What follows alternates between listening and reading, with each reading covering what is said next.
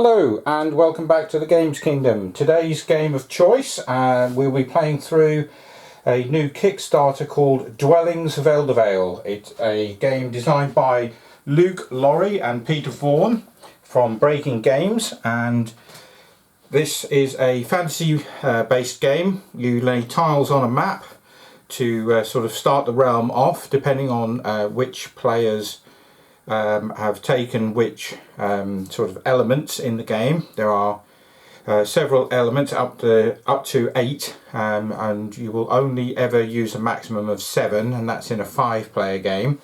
So you normally use the players plus an extra 2, so that will mean that there'll always be 2 elements in the game that are sort of not being controlled as such by a player or a faction. And the object of the game, by its name, is to dwell in Eldervale and take control of the land. There are 2 ways of sort of ending the game.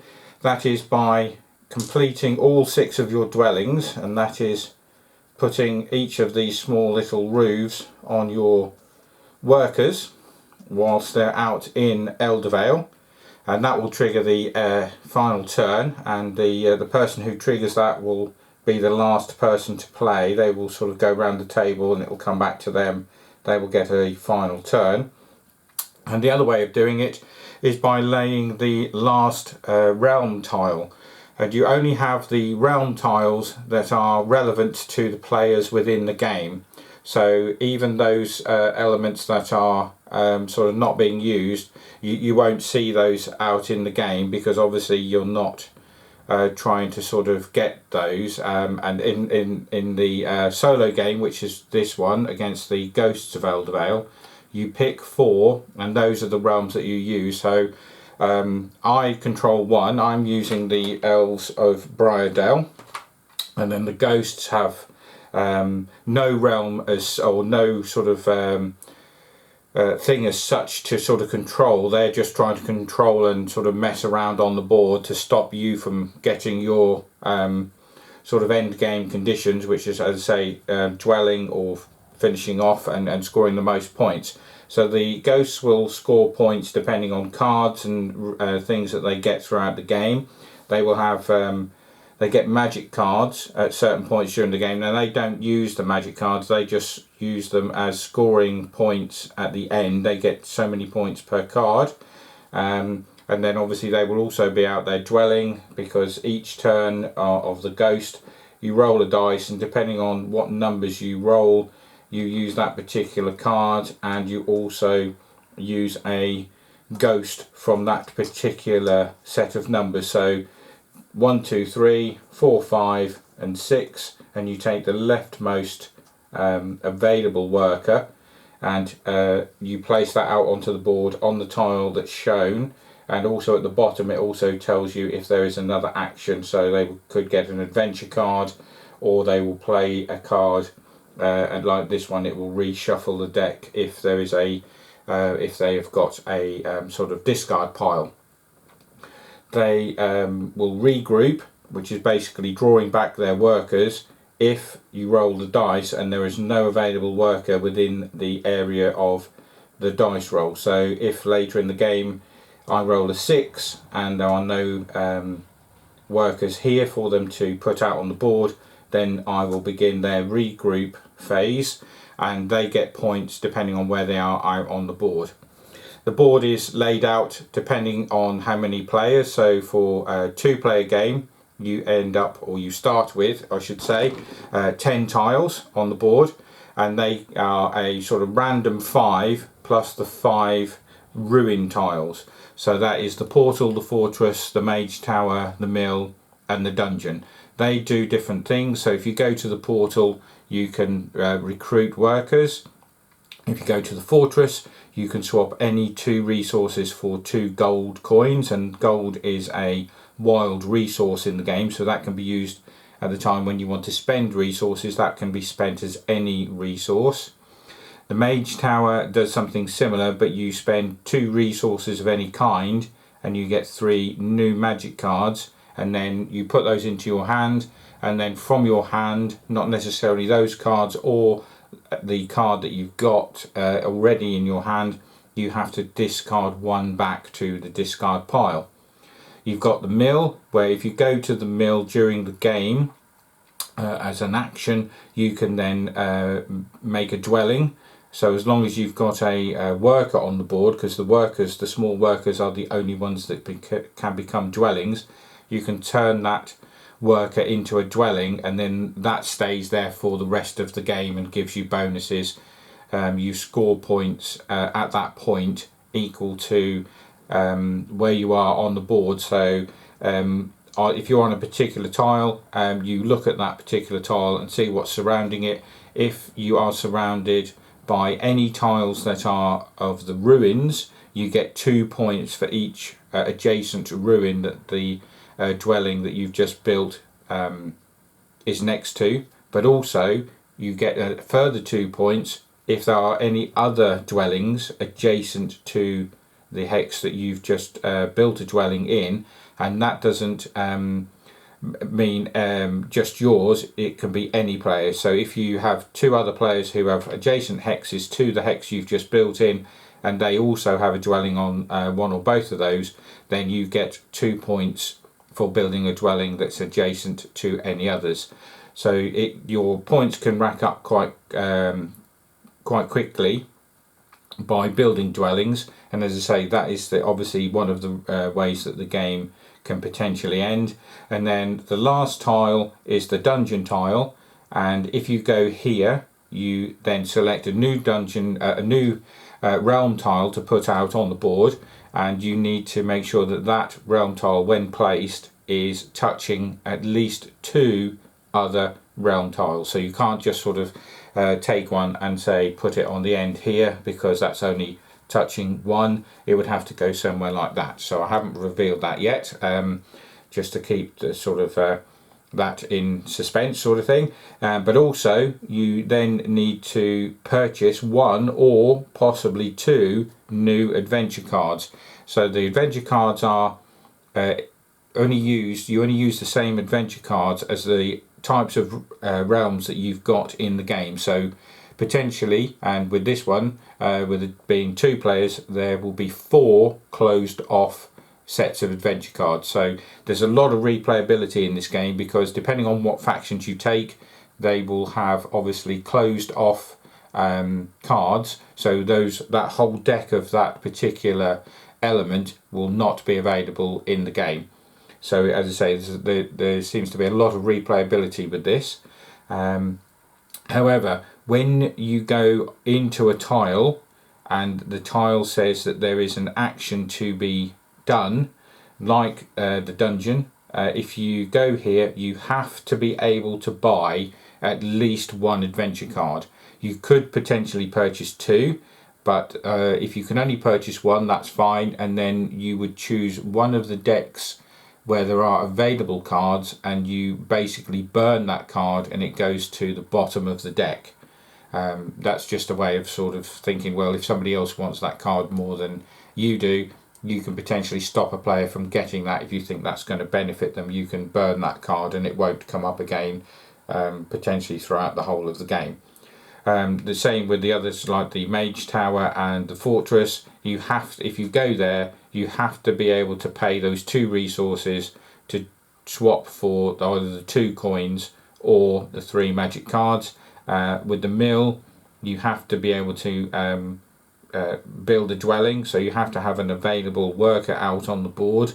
So if you can't do that, and the same with the portal, if you go there, you have to be able to purchase, and each different worker costs different costs. You have to be able to purchase at least 1 of those workers. So your first extra worker, because 3 start in the tray along with your wizard, your warrior and your dragon, they cost 1, 2 and 3 resources depending on which one of those or ones of those are still in the tray. Your magician, your warrior and your dragon will cost particular resources to purchase, and I think they are potentially different for each sort of race card, faction card. So that, you know, for instance, for the elves, the dragon will cost 2 gems and a scroll, the wizard 2 potions and a scroll, and the warrior costs 2 tools and a sword. So to be able to bring them out and make them ready to use, and they don't automatically go straight on the board, they come into what's called your ready area, which is the part on your player board, and you place them there for placing out later in your round, because the round is made up of several turns. So, and each race also has some specific powers. For the elves, if I have a battle on the board, instead of taking my workers from an adjacent hex to join in the battle on the hex that the battle is being played out on, I can actually use my workers from an adjacent hex, so they can add dice to the battle, but they then don't have the possibility of being killed off if I actually lose the battle. Because if you do lose the battle, all of your dead or losing workers and meeples go into the underworld, and they sit in there until you regroup, and then you get them back onto your player board.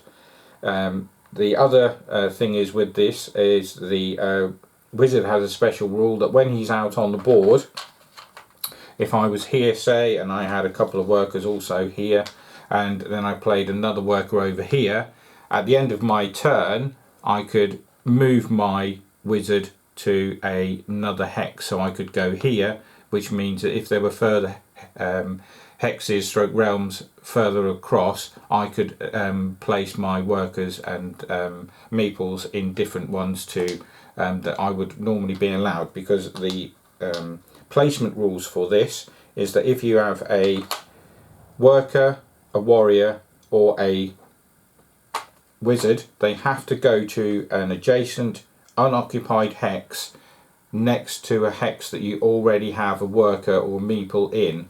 So for instance, if I had a worker there and I wanted to place another one, I couldn't place it over here. It would have to go here, here or here, because they are adjacent. The only exception to that rule is your dragon, which, because it has the flight rule, can actually go 2 hexes away from your placed workers. So for instance, I could go here, here, here or here if I wanted, and that would then break that rule, because there would not be an adjacent worker in either of those hexes. So what we'll do, we'll get started, and I'll try and explain things as I go along. If you see anything that I'm doing wrong, this is only the second game that I've played. I'm using the same factions as I did in my first sort of trial run. So without further ado, let's kick off. Let's see how this goes, and we'll see what transpires. So for my first action, I'm going to go up here and I'm going to take one of these. So, because what you do is when you go into a realm, if there are available stacks of resources, you get to pick one from either of the stacks. If they are empty, then literally there is a symbol printed, and you would then just get one of those particular resources. But obviously there are different ones printed on these little tokens, and then you put this on your tray and you can sort of cash those in. But you can also put them onto your own sort of starting faction card if you wish, and basically when you regroup, you can use certain actions when you regroup from the Eldervale regions, but not if you've got anybody in the underworld. But we'll come to that in a bit. So that's my first turn, and the thing with this is that when I place, at any point I place a worker or meeple onto the board, the Ghost's Watcher goes into the same realm that I've just placed my last piece, and that then determines from there where the ghost worker or meeple will go onto the board.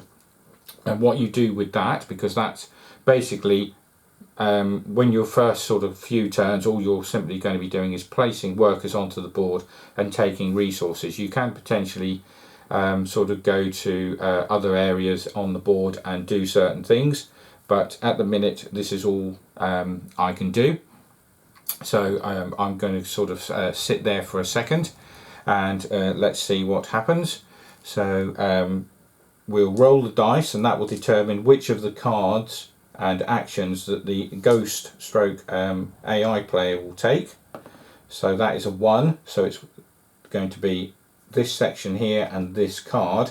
So we take that particular worker, because that's the leftmost worker, and it's going to sit in the dungeon. Now when the ghost AI goes into any of the realm tiles, they don't perform any of the actions, but what they do is at the end of their regroup phase, every worker or meeple that they have in a ruin gives them 2 victory points. So automatically they're going to be getting 2 victory points there, but they are also going to get a new adventure card, and also for this they don't have to pay any resources for these adventure cards. So again, we roll a dice, we take the number down the side of the board here, and they take the corresponding card to the element faction card on the tray. So that's a 1, so they're going to take the top card from here, and that literally sits here, and at the end of the game they will also be scoring points for these things on the cards. They don't actually have to do any actions for these, they just take these cards, they score points, but it's also sort of stopping me from getting them as well. So that's the end of their first turn. Their card is replaced, just in case we roll the same number, and it comes back to me. So I have to go in a realm which is adjacent to the one that I'm in. So I'm going to go into the Mage Tower. Now that's going to cost me 2 resources. So I'm going to use, let's see, I'm going to use a gem and a sword, and that will give me 3 new magic cards. So then I sort of look at these, and I sort of can evaluate what these can potentially do for me during the game or at the end of the game, and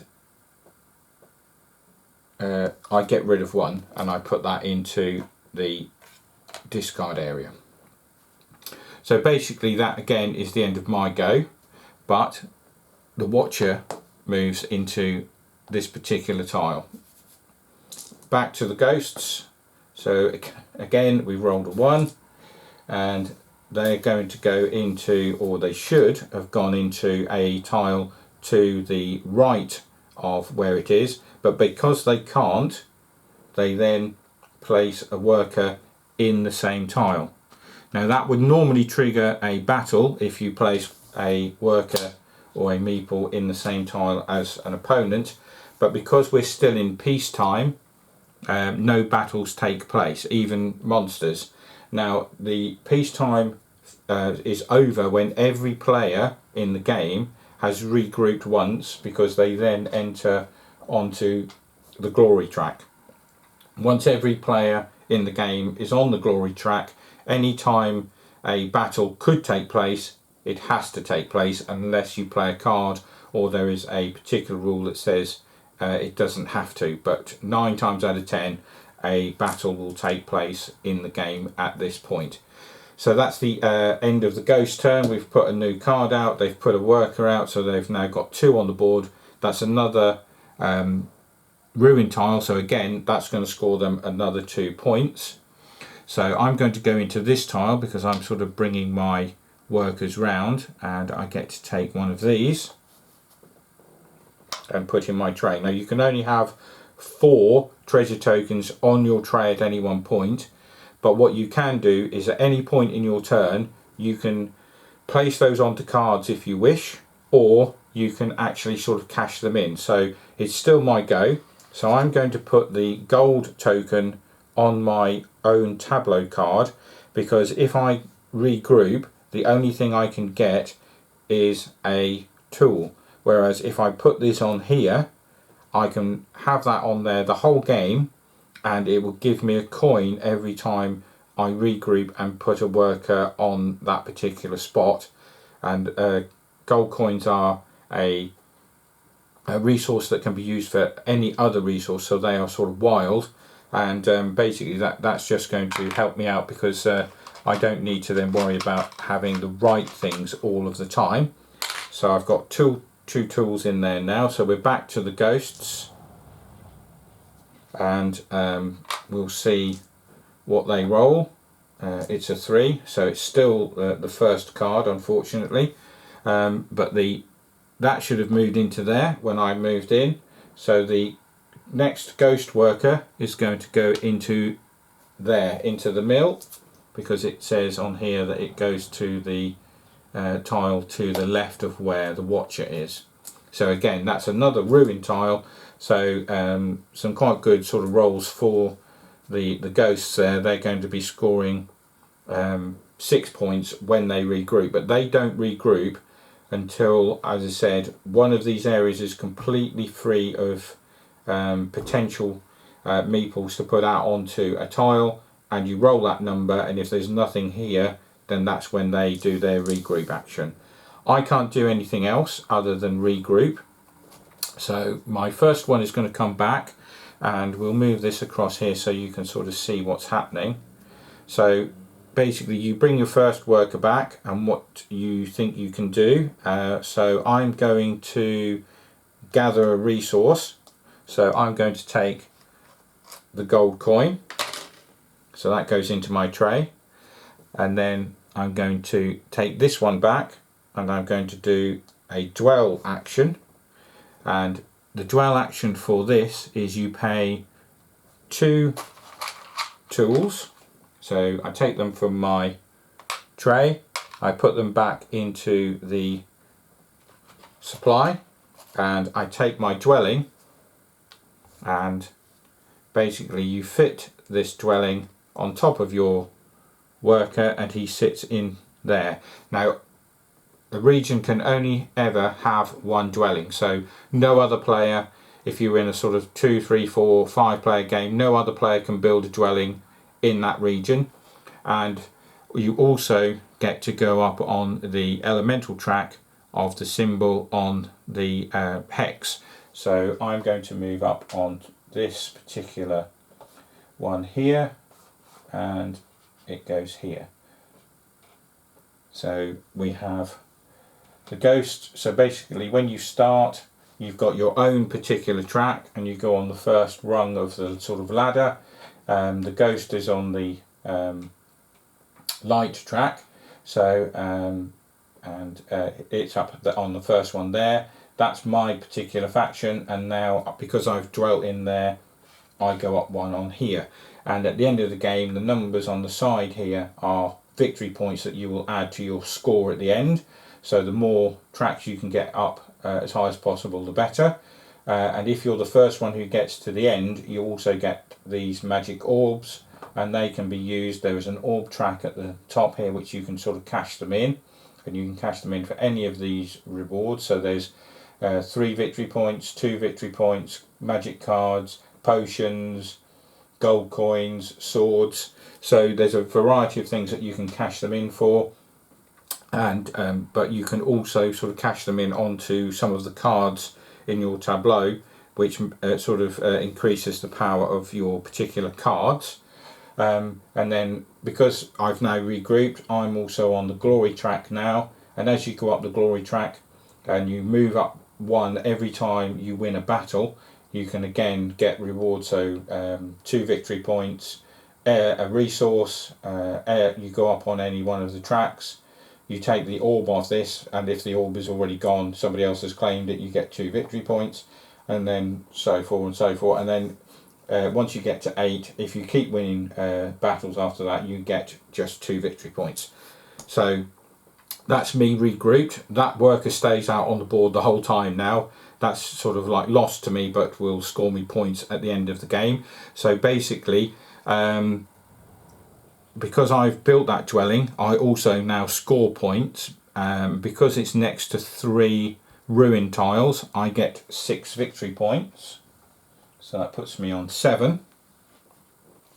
But as I said earlier, every one of these meeples that the ghost has out on the board currently is also scoring them 2 victory points. So all I've in effect done there is sort of cancelled those out, and then when you start, you work out your starting positions, and the first player starts on the 1 victory point, player 2 up to player 5 potentially will start on 5 victory points, simply because at the start going last can potentially be a little bit of a disadvantage, only because obviously 4 other people will have already placed out onto the board, and it might mean that there aren't very many tiles there that you can actually sort of access and things and do stuff. So and you can't go into any tiles that somebody has already occupied. So we'll sort of carry on now. So my workers are on my card, but they will now come back to my ready area, but now I've only actually got 2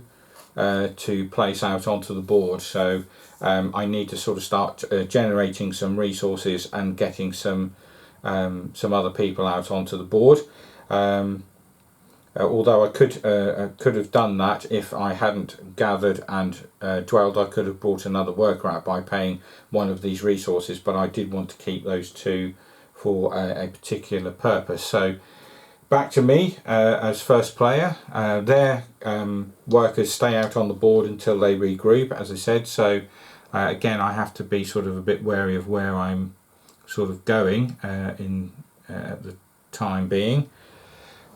But as I now have nobody out on the board, I'm not restricted by where I need to go or what I need to where I need to place.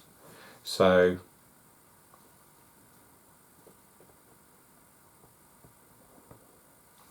let's see, I'm going to go to the portal, and I'm going to spend, because that's the recruit action, to bring my wizard out would normally take 2 potions and a scroll, but I've got the gold coin which works as a wild resource, so I'm going to play 1 coin, 1 potion and 1 scroll, and I get to put my wizard onto my ready area so I can place him out onto the board. And as I said, there is a special rule for the wizard where at the end of any turn, as in me placing somebody out on the board, whether it's him or not, I can move him if I wish 1 hex anywhere on the board, and he doesn't cause a battle to start. So I could actually put him into an area where somebody else is, and it wouldn't trigger a battle as in the normal way of things.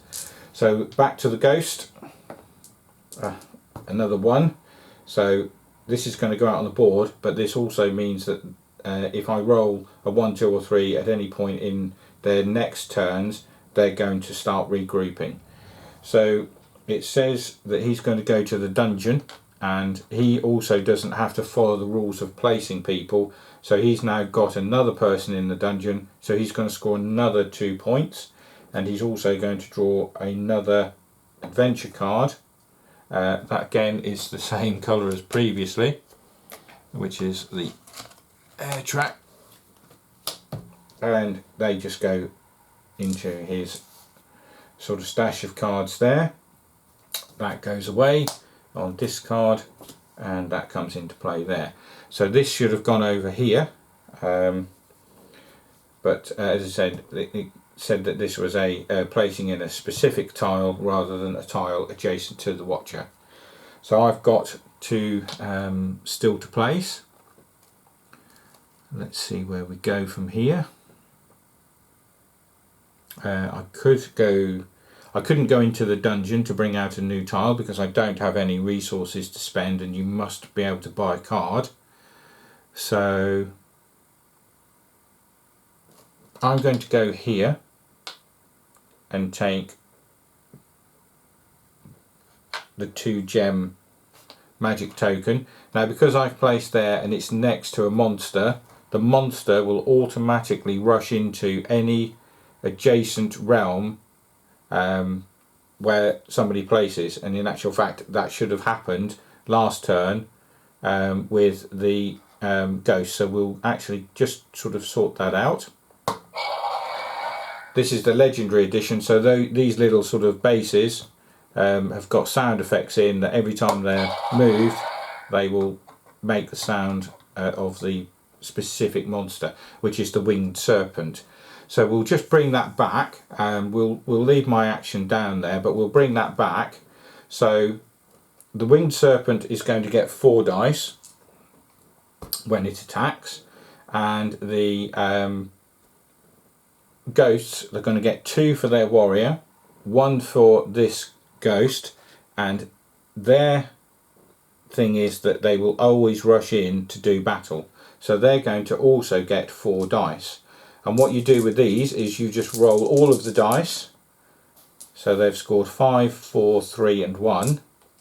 And the serpent has scored 5, 5. So basically what you do is you marry up the totals on the dice and you look at what those scores are. So the 2 initial 5s cancel each other out, but the second 5 for the winged serpent is higher than the 4 for the ghosts. So the ghosts are going to lose that particular battle, and all of their workers will go into the underworld. So in actual fact, they've just lost 6 points there, because when you're in the underworld you don't score any points. But they also have a special rule that if they are in a fight and they have anybody in the underworld, they still add dice to that fight, whereas the other player, the human player, myself, if I have any workers in there, they are just lost for that particular round, and they don't add dice or any sort of abilities, and they can't be used on your tableau when you bring your things back at the end of the turn. So that there is how that works. So in actual fact that's quite fortunate for me, because they are close to potentially regrouping, but it is back to their go, because I've just gone into this realm here, and oh, they've got a 6, so they get this particular worker, and they're going into the fortress. So although they lost some 6 points there, they've just sort of got 2 of those back by going into that particular realm. That should have been moved to there, but that wouldn't have affected where they are placed, because the particular card came out. It's also saying place this card in the discard pile, then shuffle the discard pile back into the deck. So we'll do that, because they could potentially get some of the cards they've already used back out and in play again over the next few turns. So back to me, and the only one I've got left is my wizard. So let's see what we can do here. I can't go into the fortress and do a battle, because you have to do the action on the tile, and you always get to do the action before any battles take place. So if it meant that you could dwell or you can do something, then you can do that action and then a battle would take place. So let's see where we need or would like to go.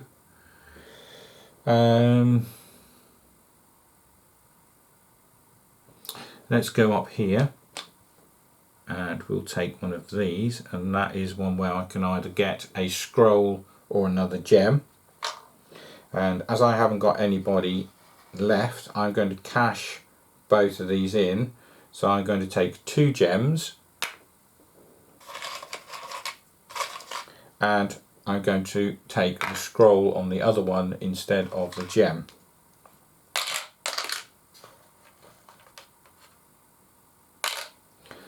So that's my people out on the board, and also because that is the last action of the round, I could, if I wanted, I could move my wizard, but there's no point in doing that, simply because I'm going to have to bring him back in a second anyway, and if I move him he doesn't trigger a battle, so there's no point in sort of taking him elsewhere. So let's go back to the ghosts. It's their go. They've got a 3, they've got nobody in this area, so they start to regroup. So basically we pull these 2 back and they go on number 1. Number 2 is full, so they go on number 3, and they score 4 points. So they're up to 6 because of those being in there. And then these guys just literally come back and they fill up their board as such.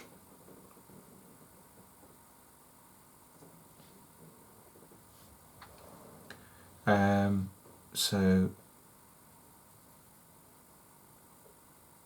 the thing is with them, they've not placed anybody so far who's not been on a ruin tile, so they've not picked up any resources, because they do pick up resources the same as the human player, but they go out face down onto these boards, and as they move across they will get added benefits. So they will sort of move up the glory track, they will get extra magic cards, they will get an adventure card of that particular faction stroke element, and then any time after that they will just get additional sort of cards and things.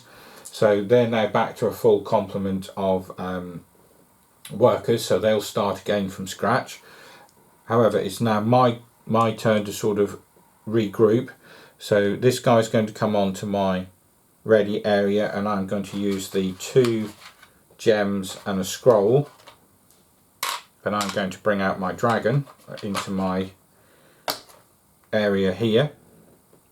So that's all of my resources gone, and then literally the other guy, he can come back and he can gather a coin,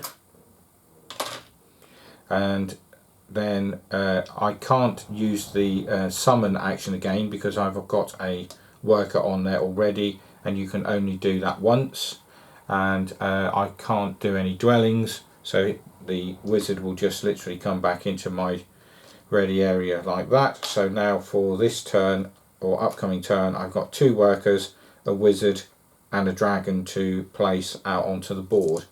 When you go into combat, workers add 1 dice, warriors normally add 2, and dragons add 3 dice to combat. If you spend swords from your resource tray, they add a dice to combat for every sword that you use, but the most that you can ever have in a combat by any means is 6 dice. You can never go more than 6 dice in combat. So again, that just sort of puts a limit and stops people, you know, gathering swords and spending, you know, lots of swords to sort of try and win battles. So that the maximum is 6. So I've regrouped, and then obviously it's back to the ghosts, so we'll roll a dice for them. Again, that's a 1.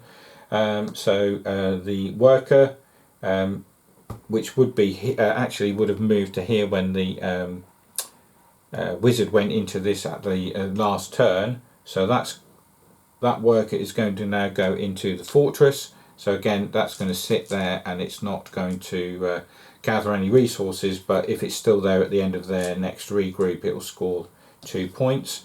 That card goes away and we bring a new one out, and this is one that we haven't seen previously this game, but this is also where the ghost will start to construct dwellings.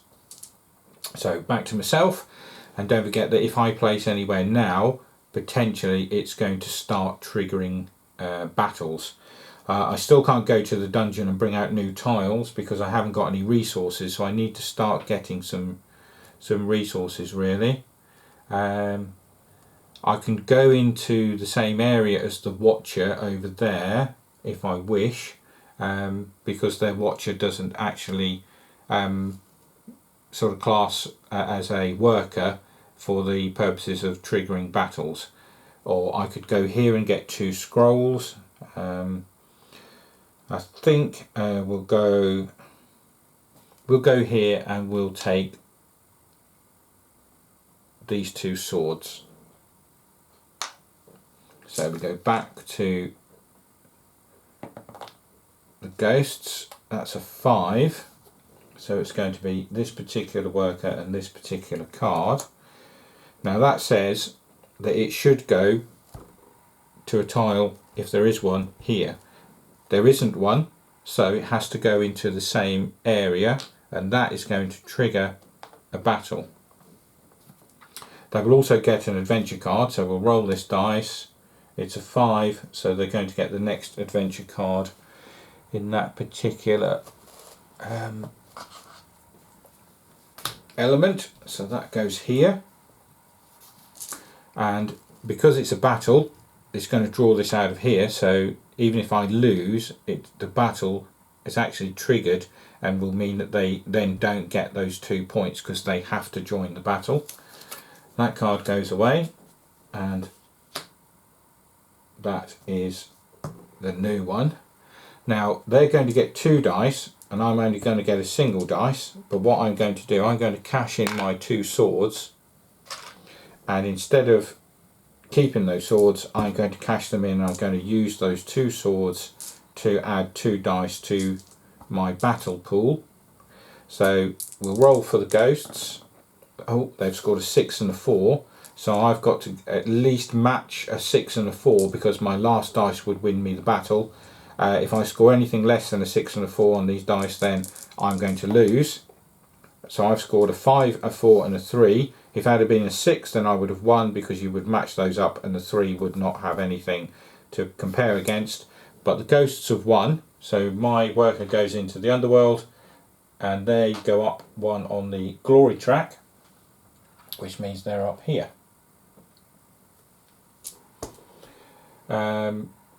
Because they get, actually they get 2 points, so they go 1 in front.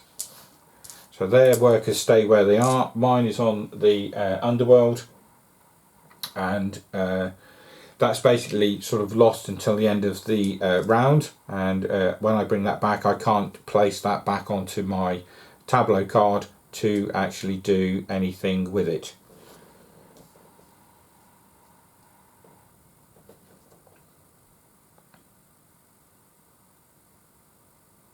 I could have played cards from my hand there, which I had, which was played during the join phase of battle, and up to 2 of my units from my ready area may join the battle, which meant I could have put my dragon and another worker in to get extra dice, and I could have also played on any player's turn, choose 1 unit in your ready area and swap it for a unit in Eldervale. So I could have done something similar with that, but I chose to use the swords instead, and obviously that didn't pay off. If I'd have used those extra things and still would have failed, then I would have lost potentially both of the other units into the underworld as well. So they are a good card to play if you want to sort of beef up your dice if you haven't got enough people in the battle, but also you do run the risk of them being out of the game until you've regrouped and having nobody out on the board to be able to actually do anything. So that was the ghost's turn, so it's back to myself. So I am going to go here and get that. Now because I've gone there, the serpent will come into the realm, but it has a tame rule that when a player would trigger battle with a winged serpent, they may choose not to. So do I want to do that? Because I could get some glory or go up on the track if I beat the winged serpent. I think I'm going to play that card that I said about earlier, so I'm going to bring up to 2 units in my ready area to join the battle. So I'm going to put my wizard and the dragon. Now I'm just going to put the dragon in at the minute because that will give me an equal 4 dice to the 4 dice of the winged serpent. So I'll play that card. That goes away. In actual fact, what I'll do, I'll play this card instead, and I can swap those because that means I can get the dragon into battle, but I will still have my worker to place. I will be 1 dice down on the winged serpent because that will roll 4 and I will only roll 3, but I still potentially have a chance to win. So let's see what we get. We'll roll for the serpent first. 5, 5, 4, 1. So all I need is 1 6 because all you have to do is beat the highest dice. I don't, so I've lost the dragon. That goes also into the underworld. and the winged serpent stays there. A bit risky, but you know, it is a playthrough video, so we'll sort of try and do as many of these sort of rules that we can with cards and things. Let's roll again for another worker from the ghost. It's another one. So the watcher should have been moved down to here, which is where I went, and then they're going to go to the right, so they're going to end up in the dungeon. So that card goes away and the new card comes out. So back to me. I've got a worker. Let's see where we can go.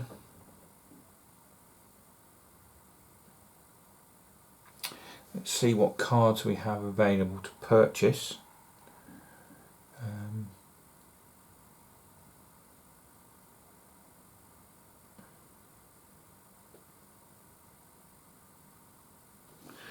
Okay.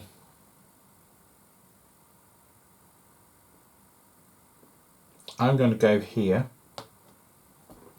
It will trigger a battle, but I get to pull out a new realm tile.